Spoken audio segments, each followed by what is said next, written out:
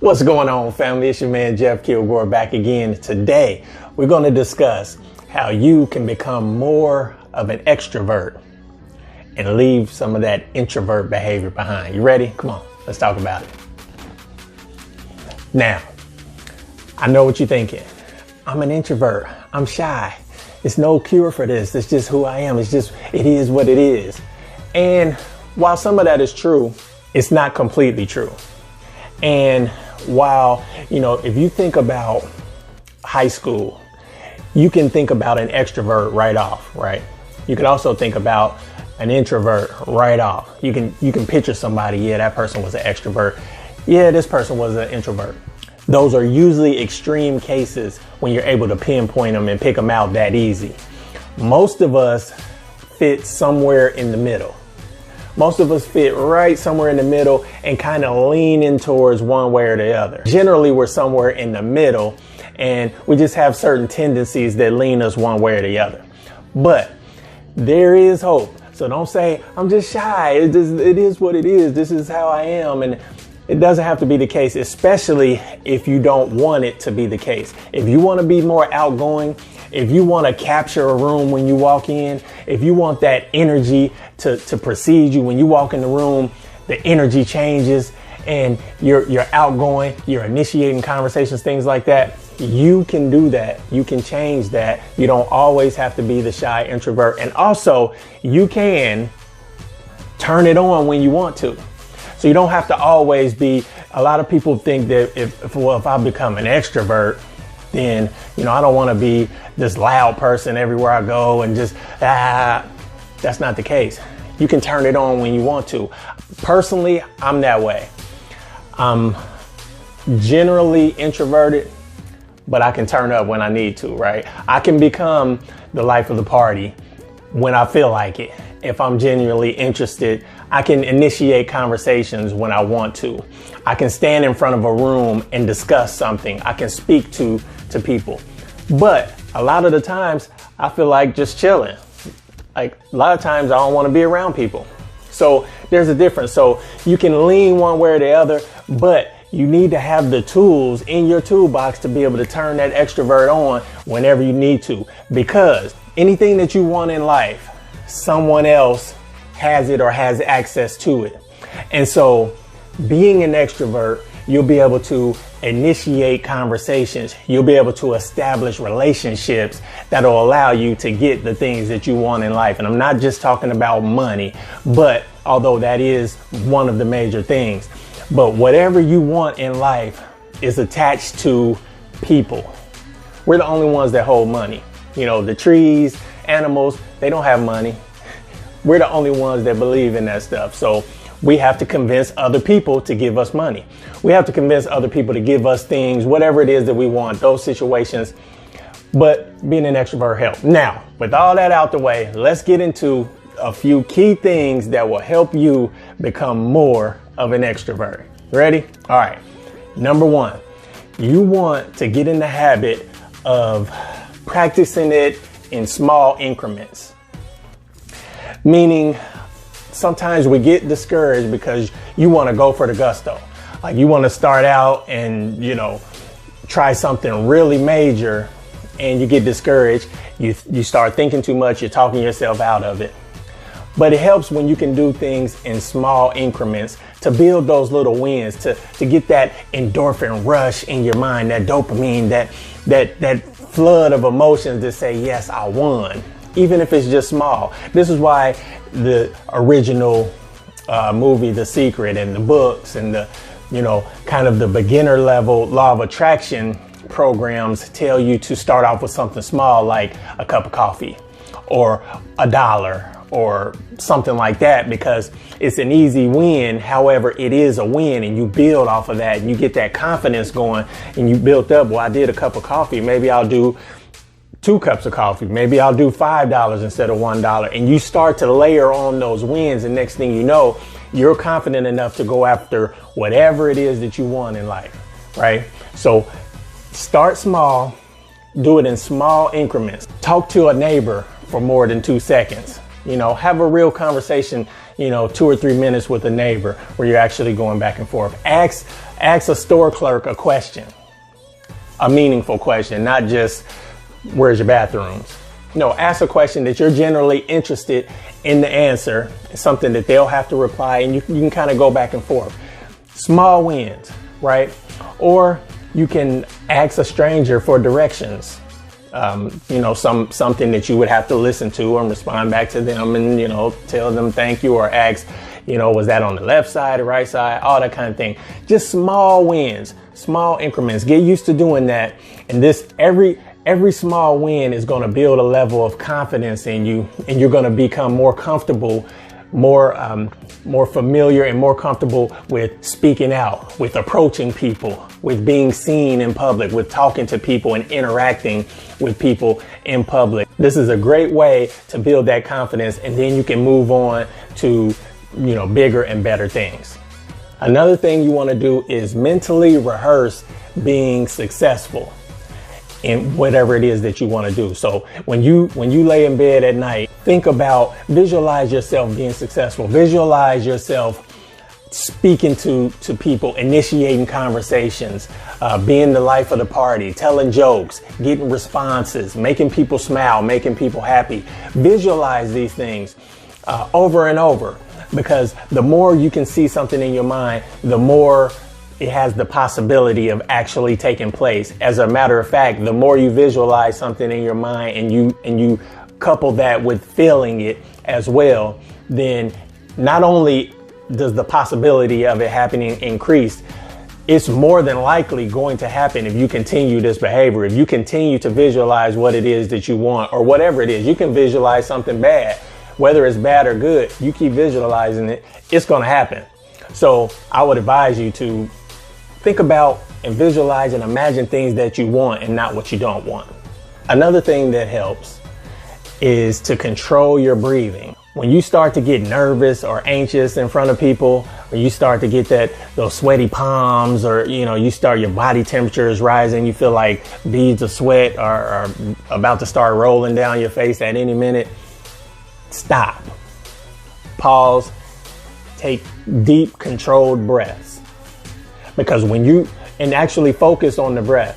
So when you take a deep breath in and a deep breath out, there's a method, they call it the 4-4-4 method, where you inhale for 4 seconds, you hold it for 4 seconds, and then you exhale for 4 seconds.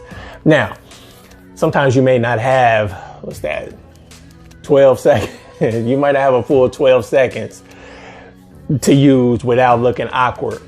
But the point remains the same. Deep, controlled breaths, and you can get control of your thoughts when you're actually paying attention to your how you're breathing, how your chest is expanding, how you're exhaling. You really don't have much capacity to think about anything else if you're really concentrating on that. So this gets your focus back in line, and then you can regroup and then go about whatever it is that you were getting ready to do or say. Now for number 2. You want to focus on your strengths. Now, sometimes when you're an introvert and you're shy, you claim that you're shy, this can be a result of low self-esteem. What you want to do is focus on your strengths. What are you really good? What are you known for? You want to focus on those things and capitalize on those things.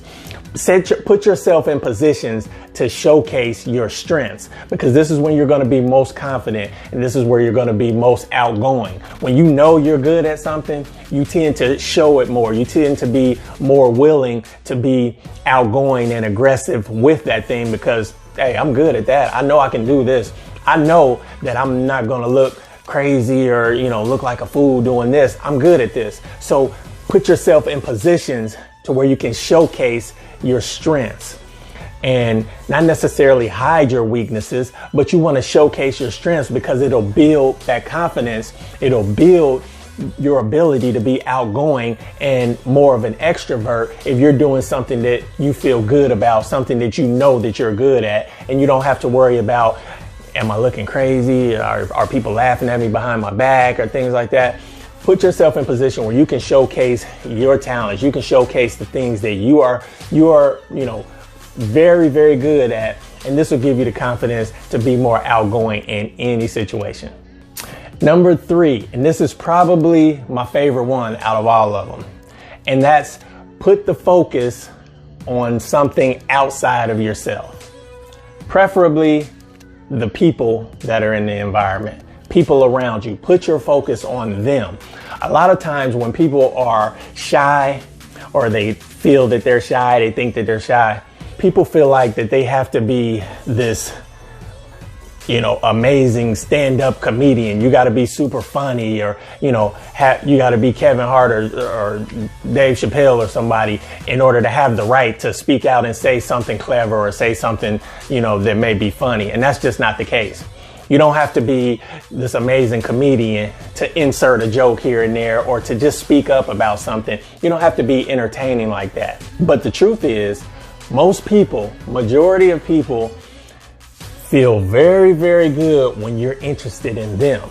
So if you take your focus off of yourself and how you might mess up if you say something, or, am I looking crazy, or are people laughing at me behind my back? Forget about all that. Focus on them. Be genuinely interested in the other people. People love it when you're interested in them. People love to talk about themselves. So if you ask the right questions, you don't even have to be an extrovert. They're going to be like, man, this dude is really interesting. And all they've been doing that whole time is talking about themselves. But they can tell if you are really genuinely interested in them and, with the questions that you're asking. So put the focus on them and be really interested, not just sitting there, not just asking a question and just sitting there waiting for your next question that you can ask. No, be genuinely interested. Follow up on that question, elaborate on their answer, ask further questions, ask them to go deeper, things like that. People love to talk about themselves. You're going to seem like the most interesting person in the room strictly because you're interested in them. And like I said, people love to talk about themselves. And this takes the pressure off of you. This allows you to put the focus on them without worrying about, am I sounding crazy? Am I looking crazy or anything? You're not even worried about you at the moment. And by the time that they get through explaining everything it is to explain about themselves, it'll be that much more easier if you have to reciprocate and do the same and say, well, I also like XYZ, or I don't really like that as much, but I do like this, that, and other. It'll make your conversation a lot more easier when you've already put the focus on someone else and not on yourself.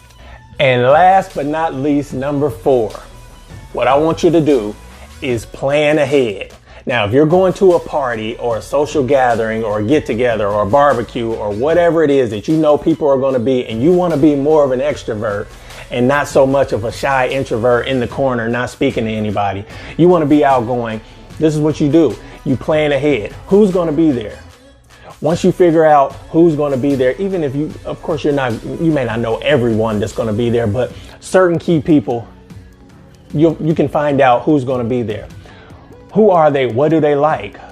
What things are they interested in? You try to know as much as you can about the people that are going to be there prior to even getting there. And then that way, once you initiate a conversation, once you all begin to speak, you can bring up things that you already know that they're interested in. Be up on the current events, be up on the news, know what's going on in the world so that they don't hit you with something, that you have no clue what they're talking about. And you'll be able to insert certain things into the conversation that you already know because you've done your research and you planned ahead. You already know that they're interested in these things. And so it'll be like, man, this person is like, man, this dude is cool. He liked the same stuff I like. He was pretty cool. That's a way that you can seem like much more of an extrovert than you actually are. Now, when you roll all this into one, when you do all of these things, you're going to leave that function, or you're going to leave that event, party, or whatever it is, the gathering, the get together, you're going to leave there feeling 10 times more confident than you did when you stepped into place. Now, that confidence rolls over. Now, you're actually kind of looking forward to the next event because, man, that was pretty cool. I was talking to people, they were talking to me, people actually seemed to like me. And so your confidence has risen a notch or two, and you're actually looking forward to the next event. Then when you go to the next event, it's like, hey, what's up? You know, you ready. You did your research again. You putting the focus on other people. You've done small increments throughout the week, or, you know, whatever period it is until that next event. You've been building that confidence. You're ready. And so you step in the next party and people feel that. So when you come in, that energy, people understand that and feel that. Sometimes people don't know exactly what it is, but they just know it's something about this dude. I like this guy. I'm interested. I want to know, you know, what they're about. If you're single, people of the opposite sex, they're going to be attracted to that. Women love a confident man. Men love confident women, right? And so that's going to help your relationships out as well. This is going to help so many areas in your life. So you're going to be ready for that next event, and then the next event, and then after you do this a few times, you're going to step in the party like, you know, like a boss, which you are. We all have that in us. You just have to understand how and when to use it. But most of all, understand you already have it in you. This isn't something you got to grab out of the sky, grab, you know, from some hidden under some rock. No, you already have it in you. You just have to understand how and when to use it and what to do with it. You got everything that you need in you right now to be the life of the party. Did you get any value out of that? I hope you did. And if so, you know how I say, squeeze that like button. Like, comment, subscribe, share, all that good stuff, especially subscribe. And hit the notification bell so that you get every video that I upload. Sometimes YouTube doesn't put the video or show the video to all the subscribers. So you hit the notification bell. That'll ensure that you get every video that I upload and you won't miss a beat. I need y'all to keep me in check while I keep y'all in check, and we can grow together. You still rocking with me at this point? You already know. I appreciate you. Let's go.